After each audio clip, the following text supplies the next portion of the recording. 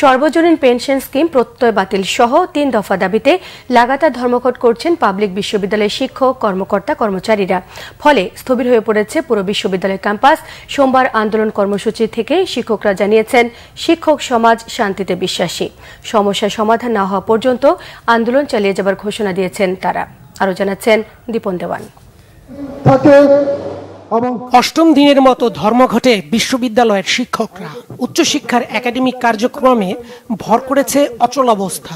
ঢাকা বিশ্ববিদ্যালয় কলা ভবনের সামনে অবস্থানে একাত্মতা জানান বিভিন্ন বিশ্ববিদ্যালয় থেকে আসা শিক্ষক নেতারাও। বক্তব্য রাখেন প্রত্যয় স্কিমের মাধ্যমে বৈষম্য তৈরি করা হয়েছে অভিযোগ করে তা দ্রুত বাতিলের দাবি তাদের।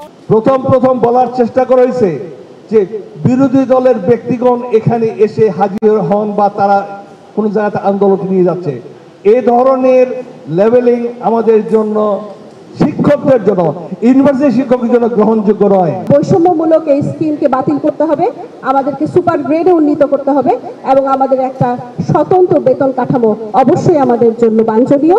যত তাড়াতাড়ি আপনারা আমাদের এই দাবি মেনে নেবেন তত তাড়াতাড়ি আমরা ক্লাসে ফিরে যেতে পারবো। যদি ফেডারেশন মনে করে যে সমস্ত বিশ্ববিদ্যালয়ের শিক্ষকদেরকে তিনি কোন একটি স্থানে আহ্বান করবেন যেন আমরা সবাই একত্রিত হয়ে এই আন্দোলনে সম্মিলিত হতে পারি, সেটি বোধহয় আরো ভালো হয়, আরো জোরদার হবে। শিক্ষক নেতারা বলেন একটি দুষ্টু চক্র সরকারকে বিপথে নেয়ার চেষ্টা করছে। দাবি জানান আলাদা বেতন কাঠামো সহ সুপার গ্রেড চালুর।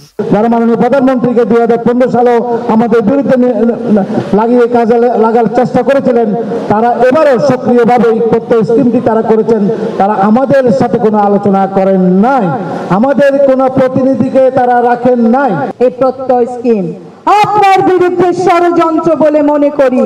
গতকালও আপনি বলেছেন যারা চাকরিজীবী তাদের জন্য নয়, যারা সুবিধা বঞ্চিত অবহেলিত তাদের জন্য। তাহলে আমাদের ডাকে আপনি নিশ্চয়ই সাড়া দিবেন। এদিকে একই দাবিতে ঢাকা বিশ্ববিদ্যালয়ে সকাল 11টায় র্যালির পর প্রশাসনিক ভবনের সামনে অবস্থান কর্মসূচি পালন করে বিশ্ববিদ্যালয় কর্মকর্তা কর্মচারী ঐক্য পরিষদ। দীপন দেওয়ান, বাংলা ভিশন, ঢাকা।